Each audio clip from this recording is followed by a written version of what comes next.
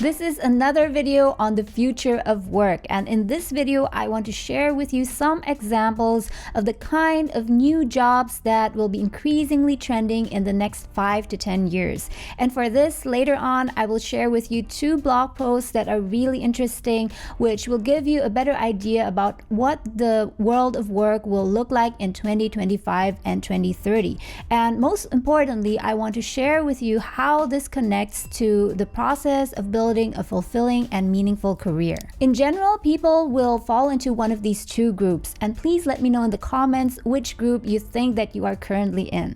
The first group are those people who actually know deep down inside what a fulfilling and meaningful career would look to them. They already know exactly what they should do to be happy and to be fulfilled, but the problem is that they don't dare to do it. They just lack the courage to get started. And in the second group are those people who don't even have a clear idea yet of what a fulfilling and meaningful career would look to them. And in this video, I will be primarily addressing the second group, which is the group of people who do not have a clearly formed idea yet of what they want in the future in terms of career. I believe that in order to have a fulfilling and meaningful career in the long term, there are 2 processes that you need to combine. And the first process is an internal process, meaning that you do introspection and try to understand yourself better, understand your likes and dislikes, your passion, what your values, beliefs are, what is meaningful to you. And you do this by soul searching, brainstorming, and journaling, doing personality tests, and a lot of other things. And while these internal processes are very important and also useful, I think that there is a danger,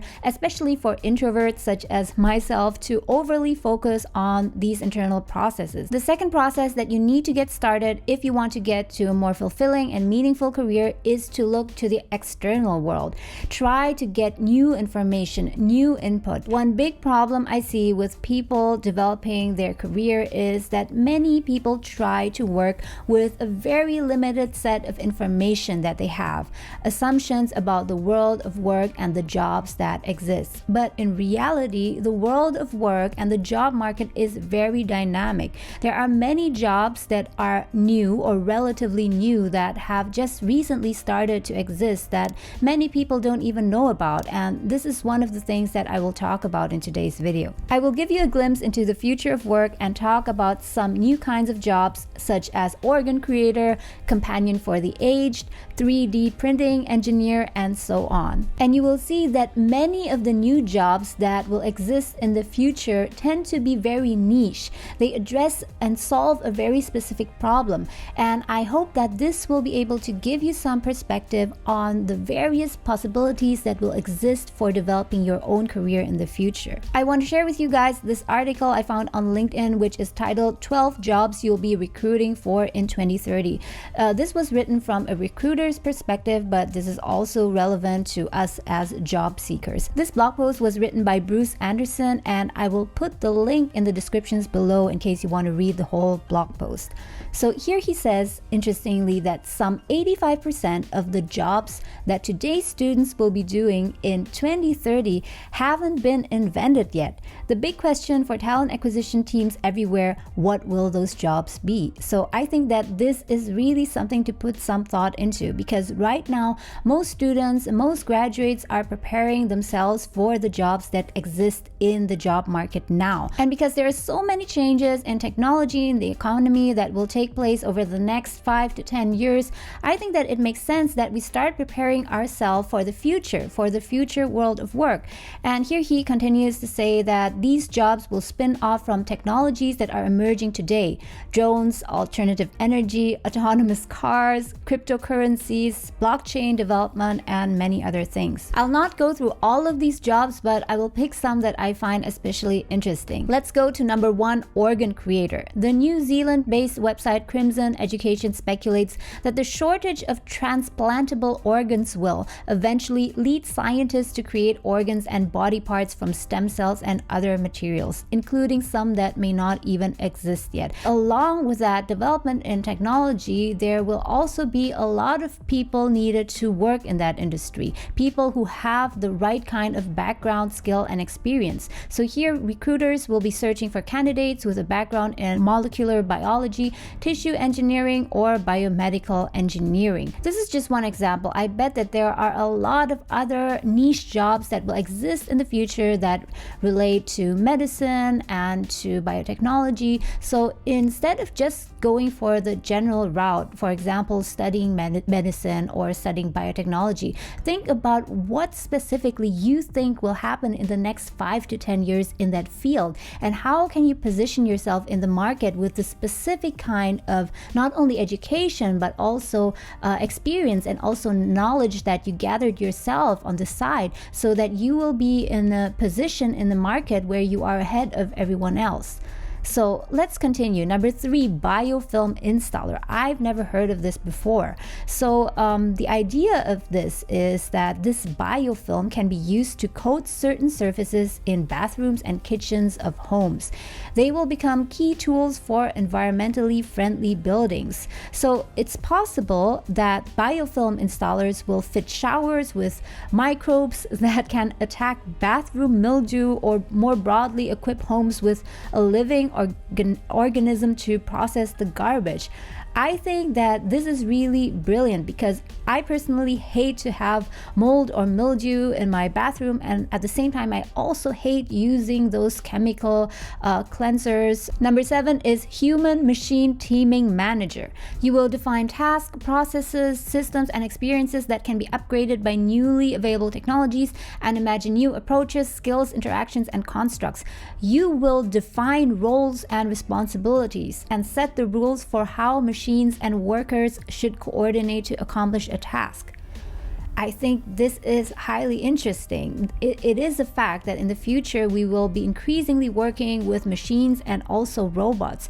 But the thing is that these robots, they operate according to a certain rule, to a certain algorithm, or based on what they are programmed on, right? While we humans, with our psychology, have a totally different way of thinking, of interacting with other people. So I can really imagine that there needs to be a person who figures out the best way of how humans and machines can interact so they can work together well. The author continues to say that recruiters will be searching for candidates with a background in experimental psychology or neuroscience, paired with work in computer science, engineer, or HR. This is an example of a job that requires a multidisciplinary background. And here I also want to bring this into connection with multiple careers, because sometimes the term multiple careers is misunderstood by people. It is true that multiple careers can mean that you have several jobs at the same time. For example, what is called a portfolio career. It can also mean that you have several different careers staged throughout your life. But more than that, multiple careers is a mindset. It is a concept about looking at careers in a different way, that you do not look at careers in a traditional way where you are on one set path and stay on that path for your entire life, but rather that you develop your career in a way where you pursue your interests. And pursuing your interests or solving a problem for other people may mean that you do not always stay in one discipline, but it might mean that you have to gain experience in different fields, in different industries. So you have these various skills, these various sets of knowledge, which you can then combine and apply in such a job as this, as a human machine teaming manager. Let's go on to number 8, which is digital currency advisor. I'm pretty sure that everyone knows about cryptocurrencies and bitcoins, but maybe we are not as informed and not as knowledgeable about it as we would like to. At least I am not. In the future, there will be a rise in new kinds of currencies, new kinds of digital currencies that many people, the average man, doesn't know much about. And this is where digital currency advisors will really be needed. And if you have a background in this, then I think that you will have a very valuable skill. Digital currency advisors will have a background in accounting, financial management, and data security. And the last job that I want to talk about from this blog post is number 9, drone traffic optimizer. Have you guys ever worked with a drone? I have in one of my feature films. So we wanted to take a shot from high above the city of Jakarta, and for that we used drones, and we hired a company who had the know-how to operate these drones. And even for them, it was not an easy task. Drones are used in many industries, from agriculture, military perhaps, and filmmaking, but in the future I believe that drones will increasingly be part of our daily lives. Just think Amazon. Right now we still get those packages delivered to our doorsteps by a courier, someone who is employed by Amazon. But in the future, these companies will be making increasingly more use of drones, and someone has to operate them. Someone has to build the machines, optimize them, manage them, maintain them, and so on. And that is where drone traffic optimizers will be needed. While I don't know what the exact scope of this drone traffic optimizer is, I am pretty sure that there will be a lot of new jobs that will be created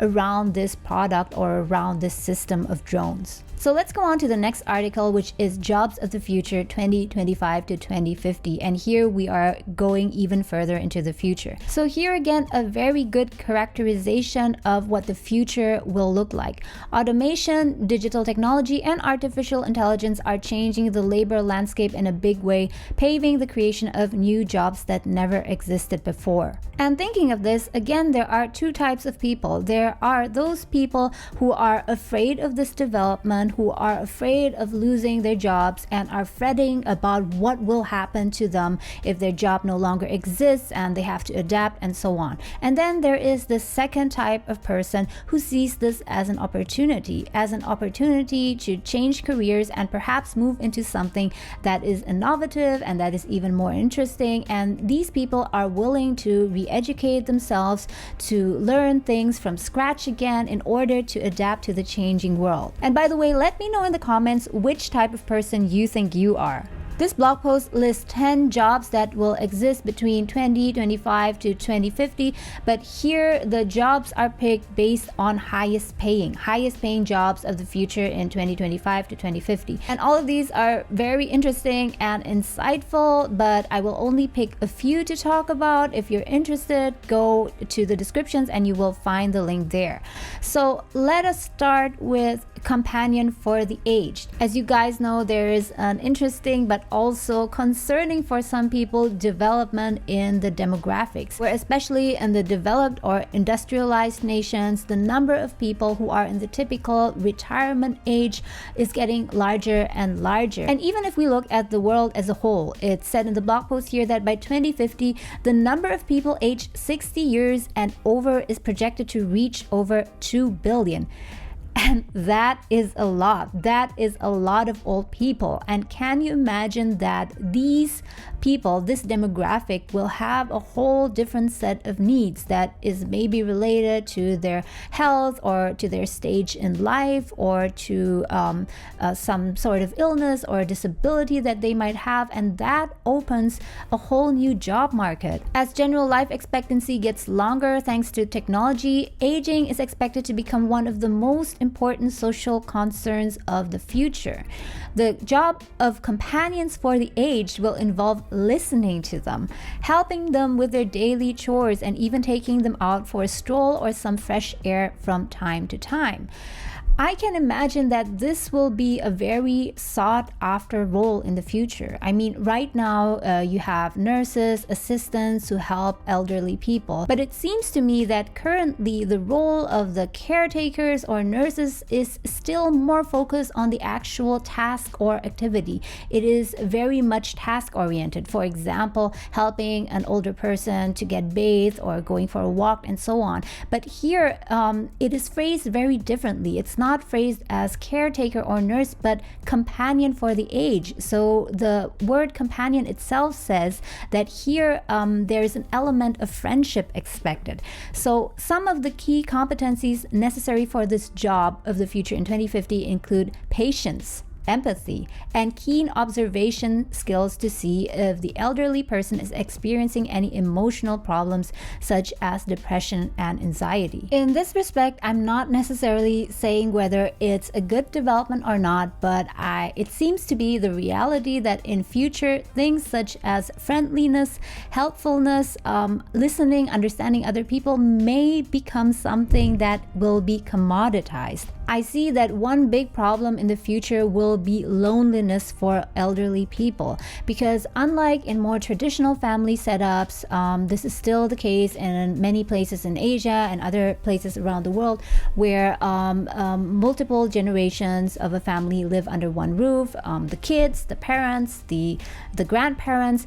Nowadays, especially in developed countries and developed nations, many elderly people are living either on their own or maybe in a retirement home, and there, of course, they tend to get very lonely. And here I see that this need or this solution for loneliness, which is companionship, will kind of become outsourced, and this is where you see companion for the aged becomes relevant. Okay, this was a bit of a detour, but anyway, what I wanted to say that in the future there will be an extremely big market for the needs of the elderly. So this is something that you could watch out for if you're interested. So now let's go on to AI specialists. There are a lot of opportunities in AI, and there are a variety of routes, including automation, robotics, computer engineering, computer programming, and other fields relating to math, technology, logic, and engineering. And here it said, as for the jobs themselves, AI specialists have a number of roles to fill, and these include research science, if you're more interested in the research aspect, software engineering, algorithm programming, and AI consultancy. This is also something very interesting, consultancy. I think that in the future there will be consultancy jobs in almost every niche. And the reason for this goes back to the fast developments taking place. Nowadays, the pace of change is much faster than what people experienced in the 18th century, in the 19th century. Even when the steam engine was developed and the printing machine was developed, there were long phases in between new innovations, new developments where people had time to catch up. They had time to learn about the new development. We have just started using internet in the 90s, and since then there have been so many developments. The shared economy like Uber and Airbnb, who would imagine that back then? And also talking to Alexa and using 3D printing devices. And that is the next thing that I want to talk about. Let's go on to 3D printing engineers. So 3D printing it's relatively new. 3D printing requires high specialization, and the best candidates for this job are those who have a serious interest in the process, organization, and manufacturing, not to mention who takes great pride in ensuring perfection in their work. A lot of perfectionists out there, I am sure. An associate degree in a technical field as well as proficiency in measuring tools are essential requirements for this particular job of the future. So right now, 3D printing machines are still relatively expensive, and what I mean is that maybe for businesses it's already quite affordable now, but we're not at the point yet where every person has a 3D printer in their home. But I do believe that at one point, at maybe not too far in the future, each one of us will have such a 3D printing device at home, and we will be able to print out our own products. And as with computers, there will be people who will be simply using these 3D printers, and therefore they need consultants or people to help them to use it, or maybe even trainers. But then there are also people who will try and modify the printers and actually create new kinds of 3D printers. So there will be a whole new array of jobs created in relation to this. Let's go on to the last one on this list, which I find find very intriguing, which is digital rehabilitation counselor. And I already talked about this several times on my other videos. Nowadays, we are spending most of our life online, and it's becoming oversaturated. Many people are experiencing burnout and so on. So here in this blog post, it said that people are only now realizing how addictive and destructive social media and other online channels can be.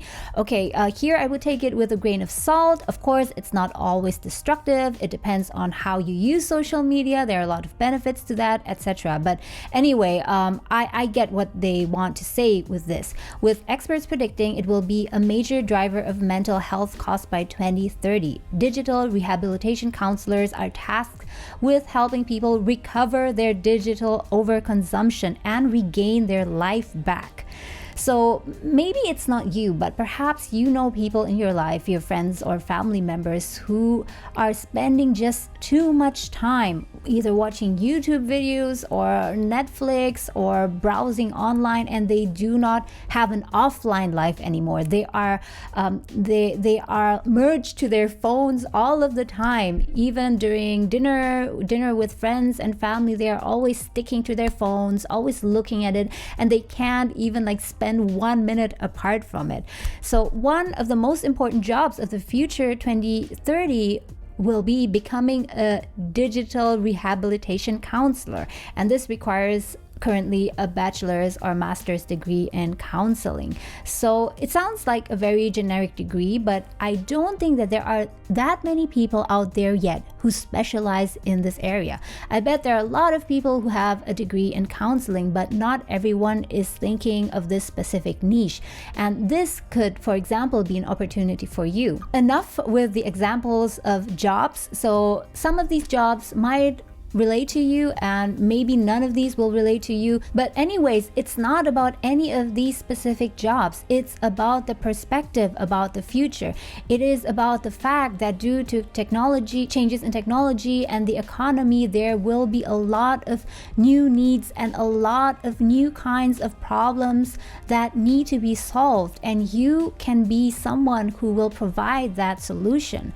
And this can tie in nicely with your journey to get to a fulfilling career. And this is what I mean. The reason why you might not know what you want to do specifically, why you do not know what could fulfill you in terms of career, is because you're not thinking specific enough. You are still thinking in terms of those very broad career definitions. For example, I want to become an architect, or I want to become a doctor, or I want to become a newscaster. And those are all very interesting jobs, but they are very general. So try to become more specific. As I mentioned earlier, first go inside yourself, do the introspection, soul searching, think about what your personality is, what kind of activities you like to do, what your passion is, and so on. And from there, go on and try to marry this personal need that you have with a possible job that might exist in the future. Or perhaps it might even be a job that you create that no one knows about yet, but you see, you have the foresight that in the future there is this particular need that needs to be solved. Thinking in this particular way will lead you to a fulfilling career, because you will not just be doing what everyone else does or just picking what is available at the moment, but you will be aiming towards something very specific. Earlier, I talked about the internal process, or the process of introspection, and the external process of gaining insights from the world. I would still say that ideally you would start with introspection, because you have an internal compass, a northern star that you should follow. And it is a good idea to identify that compass or northern star and follow it, so that on your way you will not get easily distracted by whatever is new or trending out there. So once you have this, once you have a well-rounded idea of what you're about, what you like, what is meaningful, purposeful to you, then you go out and try to gain as many new insights from the world as possible. Try and research not just the jobs that exist right now, but try to think into the future. What kind of jobs will likely exist in the future that match your interests, match your purpose? But if that particular job doesn't exist and you find it really hard to find something that interests you, you can also do it the other way around. Figure out what kind of problems or challenges people might face in the future and try to figure out a solution for that. And in this process, you really need to get creative and allow yourself to imagine things and be visionary. Here's another example. In the future, all around the world, living standards will increase. Regardless of what is being said about the rising levels of inequality, which refers to the distribution of wealth, the absolute level of living standards overall in the whole world is rising. The number of people who have gotten out of poverty into the middle class has been increasing dramatically. So what are the implications of a higher living standards? The implications are that people's needs will become more specialized and more niche. At times when people were still suffering and they were happy to get any kind of food, whether that's a potato or a bowl of rice, a piece of bread, it doesn't matter. Nowadays, I'm sure are aware it's totally different. We don't only make our choice about whether today we want to eat potatoes or pasta or rice or ramen or soba or whatever, but we can get very specific. For example, even when we're talking about potato, many people in industrialized nations have an expectation of what kind of potato they want to eat. Do they want to eat a yellow potato, sweet potato, or fingerling potatoes, or those little Icelandic potatoes that you get at IKEA when you eat in their canteen? By the way, my brother is in process of growing them and they look really good. Anyway, what I'm trying to say is that people's needs, people's tastes are becoming more and more specific. So instead of developing your skills and experience in a way to address a big market with a generic need, you can try to develop your skills and experience with the idea to serve a specific niche. For example, the market of people who want those Icelandic small potatoes or whatever. And you can apply this to almost any industry. And I think that this is where everything, career development, becomes a lot of fun because it is tailored specifically to what you want and what you like. And now I also want to address the naysayers. There are always people who will be saying, it's not that easy, it's not that simple, it's not like you can just dream up a job and just change careers and be happy. And I agree, it's not how it happens at all. And that is why you always have to think in terms of different time horizons. There is the medium or long term where you plan or imagine the ideal situation, what kind of career you would ideally like to have, or what your northern star would be. And then there's the short term, the immediate present now, where you just have to make ends meet, where you need to earn money in order to pay your rent and to buy food, etc. And these two do not exclude each other because they are different time frames. So now you have to do what you got to do. But if in the long term you want to have a more fulfilling and meaningful career, you have to start from now, bit by bit, work on that future career that you would ideally like to have. And that is what in the end separates happy people from unhappy people. Unhappy people just accept their status quo. They just accept their current condition and think that things are like this. The economy is down, everything is going bad, and there's nothing that I can do about it. So I'll just stay here where I am and don't move. And then there are those people who take a leap of faith, who have faith in the future, who have faith in themselves most of all, knowing that right now, this is how they are. This is the skills, the limitations that they have. But there's also a future self that they can get to if they will only put the work into it and also have faith in it. There's a lot that can happen within 1 or 2 years, and even more in 5 and 10 years. But if you keep running at the same pace and doing the same things you've always done and you don't change your mindset, then even in 10 years, nothing will happen. you might still be working in your same old job. Yes, perhaps you might have gotten a promotion by them and a salary raise. Maybe by then you're able to afford a bigger home and a nicer car, but will you be more fulfilled? Will you feel that your career and life is more meaningful or not? Not necessarily. I hope this video was useful to you. Let me know in the comments what you think of this and what you think of the future of work and what it means in terms of developing your career. As always, I thank you so much for watching. I wish you an awesome day, all the best, and I'll talk to you again soon.